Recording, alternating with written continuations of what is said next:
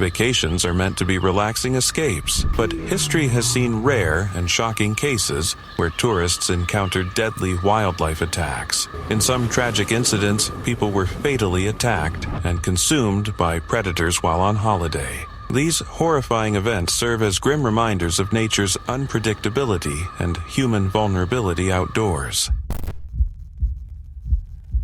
The story of Azaria Chamberlain is one that still lingers in the public mind, not just because of the tragedy itself, but because of how easily truth was buried under doubt, fear, and public judgment. In August 1980, the Chamberlain family was camping near Uluru, one of Australia's most iconic and remote landmarks. It was supposed to be a peaceful family trip under the vast desert sky, but within moments, everything changed. Azaria, just 9 weeks old, had been put to sleep inside the family tent. Shortly after, her mother, Lindy Chamberlain Creighton, noticed something was terribly wrong. She later said she saw a dingo leaving the tent area and immediately raised the alarm with a cry that would echo around the world that a dingo had taken her baby. What followed should have been a desperate search focused on finding the child, but instead, it quickly turned into suspicion aimed directly at the parents. At the time, many people refused to believe that a wild animal like a dingo could carry off a baby. The idea seemed too shocking, too unfamiliar, and perhaps too frightening to accept. As a result, public opinion began to shift, and not in a sympathetic way. The case spiraled into one of the most controversial legal battles in Australian history. In 1982, Lindy was convicted of murder, while her husband, Michael Chamberlain, was convicted as an accessory. The decision shocked some, but many others believed justice had been served, largely influenced by intense media coverage and widespread speculation. Years passed, and Lindy remained imprisoned, all while maintaining her innocence. Then, in a dramatic turn of events, new evidence emerged that would slowly unravel the original case against her. A piece of Azaria's clothing was discovered near a dingo den, supporting the possibility that Lindy had been telling the truth all along. Over time, further investigations began to acknowledge flaws in the forensic evidence that had been used during the trial.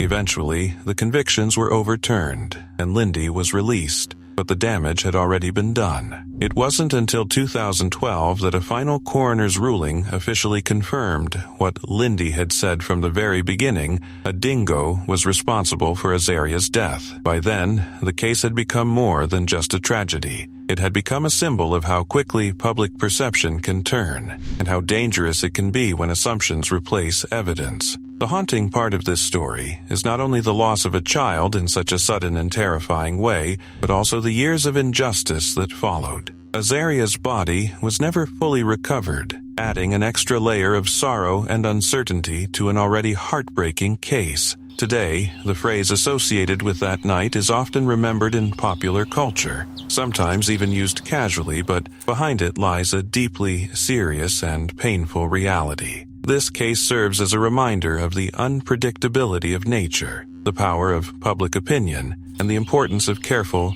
unbiased investigation. It remains one of the most disturbing examples of how a real tragedy can be misunderstood for years before the truth finally comes to light. 2016. The tragic incident involving 2-year-old Lane Thomas Graves at Walt Disney World Resort in Orlando, Florida, shocked the world and changed how many people viewed safety in controlled vacation environments. Lane was visiting the resort with his family and was playing near the edge of the Seven Seas Lagoon, an artificial body of water surrounded by hotels and attractions. What seemed like a calm and harmless setting quickly turned into a devastating scene when an alligator entered the lagoon and attacked the child in a sudden and unexpected moment. Despite immediate efforts by his father, who tried desperately to rescue him, and the rapid response of emergency teams, the situation unfolded too quickly to prevent a fatal outcome. Authorities later confirmed that Lane's death was caused by drowning and traumatic injuries sustained during the attack. The incident led to intense scrutiny of Disney, even though officials noted that warning signs about wildlife were present in certain areas. In response, the resort implemented significant safety changes, including installing enhanced barriers, increasing signage, and expanding monitoring of waterfront zones. to reduce the likelihood of similar tragedies in the future. The case also sparked broader discussions about the unpredictable nature of wildlife encounters, even in heavily developed tourist destinations that are often perceived as completely safe. For many, the incident became a reminder that nature can still intrude in sudden and powerful ways, regardless of human planning or control. Over time, the story of Lane Graves has been referenced in safety campaigns and discussions about child supervision in unfamiliar environments, especially near water. While the resort remains one of the most visited family destinations in the world, the memory of this tragedy continues to influence safety protocols and visitor awareness. The emotional impact on the Graves family became central to public discussion as communities around the world expressed sympathy and reflected on how quickly ordinary vacation moments can turn into irreversible tragedy.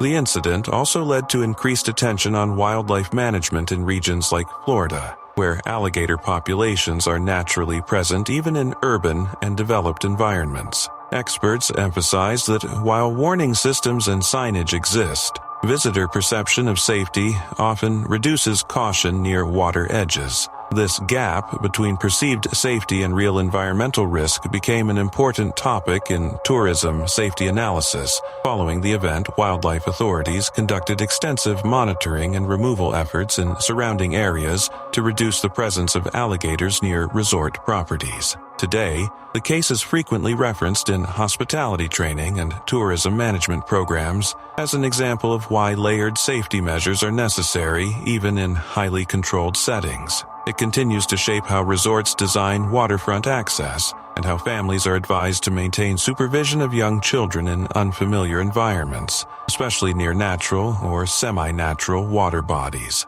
The story of Lane Graves remains a somber reminder of the fragile balance between human recreation and the natural world that exists alongside it. Ongoing awareness efforts ensure that his story continues to inform safety practices and encourage caution, helping reduce the risk of similar tragedies in the future through education prevention and responsible environmental management. Public safety discussions that followed the incident continue to influence resort policies and awareness campaigns, reminding visitors to remain cautious around all bodies of water, regardless of appearance, especially in regions where wildlife presence is common and not always visible at first glance. His story is still used in training, programs for hospitality workers and safety officials as an example of how quickly unexpected natural hazards can escalate even in highly managed environments designed for visitor safety.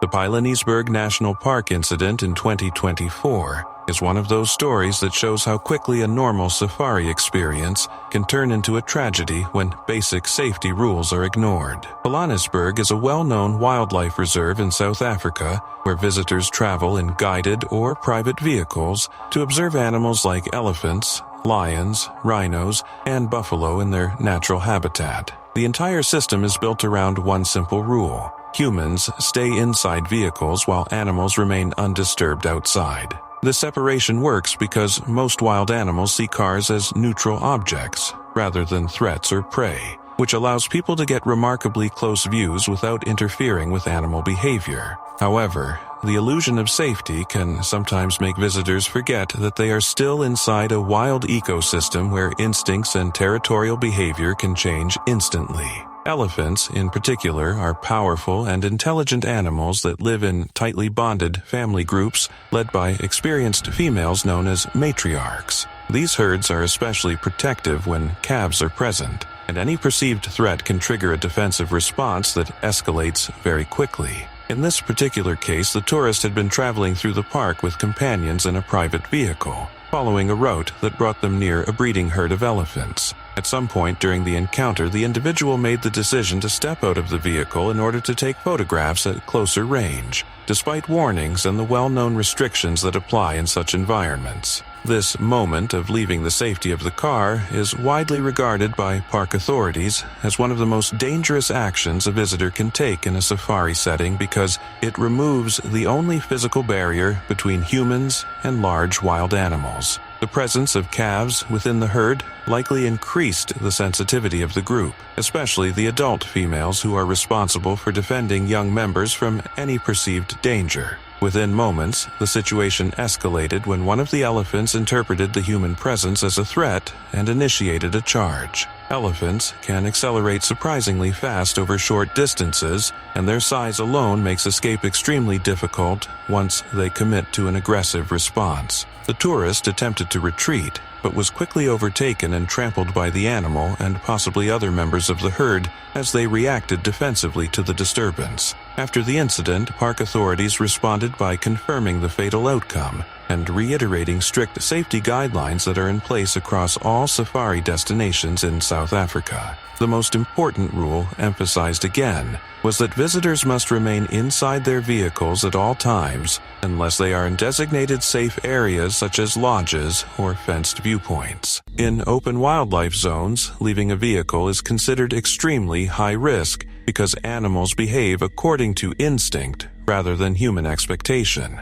In this case, the elephants eventually moved away after the immediate threat had passed, which is consistent with their defensive rather than predatory behavior. Reports noted that the environment itself continued its natural cycle after the event, and the remains were later disturbed and scavenged by local wildlife, including hyenas and birds, which play an essential ecological role in cleaning the ecosystem. Although such details can sound unsettling, they are part of how nature functions in wild reserves where nothing goes unused for long. The incident spread in global media and became a reminder shared about the importance of respecting wildlife boundaries. Safari tourism depends on the balance between human curiosity and animal safety, and even a brief lapse in judgment can permanently shift that balance from observation to tragedy.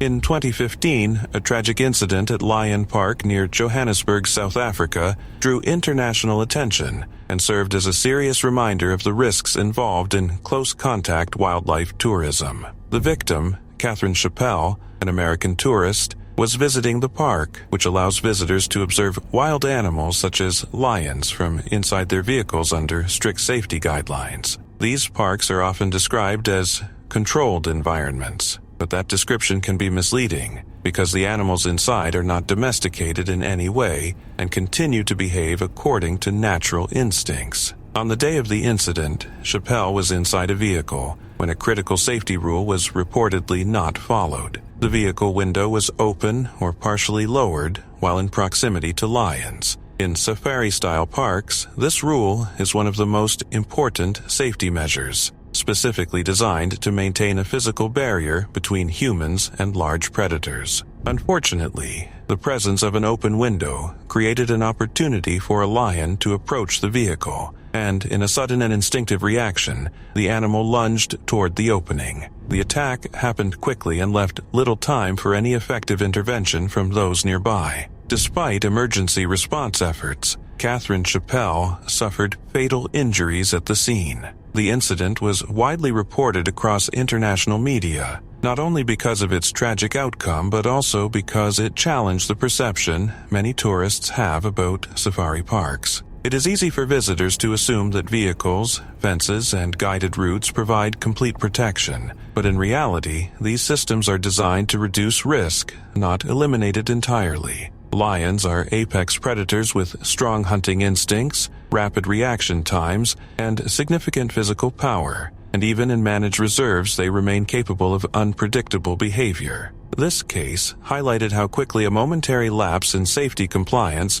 can escalate into a life-threatening situation when dealing with wild animals. Reports from the time emphasized that park regulations clearly instruct visitors to keep windows closed at all times when near predators, a rule that exists precisely because animals may interpret movement, sound, or visibility inside a vehicle as potential stimuli. Beyond the immediate tragedy, the case also led to broader discussions about visitor awareness and responsibility in wildlife tourism. Many safari parks operate under the assumption that guests will follow instructions, but incidents like this show how easily excitement, curiosity, or a desire for better photographs can override caution. Catherine Chappell who also worked professionally in the film and visual effects industry, was remembered by colleagues and media outlets, adding a human dimension to what might otherwise be treated as just another wildlife incident. In the aftermath, the event became part of safety briefings and discussions about how parks communicate risk to visitors,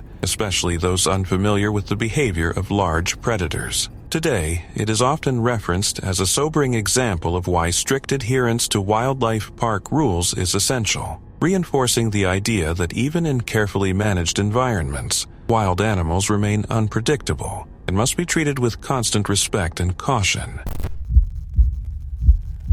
In late 2010, the resort city of Sharm El-Sheikh in Egypt became the center of one of the most unusual shark incident clusters recorded in the Red Sea region. What made the situation alarming was not a single encounter but a series of attacks occurring within a short time frame along popular tourist beaches that were normally considered safe for swimming and snorkeling. Over several days, multiple swimmers were injured in shallow waters close to the shoreline, which caused panic among visitors and forced authorities to close beaches and restrict sea access. The most serious incident involved the death of a German tourist, while others suffered severe injuries requiring urgent medical treatment. The rapid succession of events created fear among tourists and placed intense pressure on local officials to respond quickly and investigate the cause of the unusual behavior in an area that depends heavily on tourism for its economy. The unusual pattern of attacks led marine experts to investigate possible environmental and ecological factors that might have influenced shark behavior in the area. Sharm El-Sheikh lies near coral reef systems that support diverse marine life, but also experience heavy human activity from tourism and shipping. One theory suggested that overfishing in nearby waters may have reduced natural prey for large predators, which could have encouraged sharks to move closer to coastal zones in search of food. Another possibility involved discarded fish remains or waste from boats and coastal operations, which might have acted as an attractant and altered normal hunting patterns. Reports also indicated that more than one shark species could have been involved, which would help explain why multiple attacks occurred in such a short period, rather than a single animal repeatedly interacting with swimmers. Authorities responded by closing beaches, deploying surveillance measures, and organizing efforts to monitor and capture potentially dangerous sharks in the region. These actions were taken to reduce risk and restore public confidence in the safety of the coastal waters. Scientists emphasized that shark behavior is complex and often influenced by environmental changes rather than deliberate targeting of humans. In most cases, sharks do not view humans as prey, and incidents are usually the result of mistaken identity or unusual conditions that bring humans and predators into closer contact than normal. Following the attacks, the tourism industry in Sharm El-Sheikh experienced immediate disruption, as beach closures and safety concerns led to cancellations and a sharp decline in visitor activity. Hotels and resorts faced operational challenges, while local authorities worked to reassure the public that the area remained safe for travel. Over time, restrictions were lifted and monitoring systems were strengthened, including improved coastal surveillance and better management of fishing and waste disposal practices to reduce factors that could attract large marine predators near swimming zones. The incident also prompted renewed discussion among scientists and conservationists about balancing marine ecosystem protection with the demands of coastal tourism development. While fear initially dominated public perception, experts continued to stress that shark encounters with humans remain statistically rare, and that such events usually arise from specific environmental conditions rather than intentional behavior. The 2010 Sharm El-Sheikh attacks are now studied as an important case in understanding how human activity and natural marine ecosystems can intersect in unpredictable ways, especially in regions where tourism is a major economic driver. The event left a lasting impact on safety protocols and public awareness regarding ocean recreation, encouraging more cautious interaction with marine environments, while also highlighting the importance of evidence-based investigation rather than speculation in explaining rare wildlife incidents across similar coastal tourism regions globally.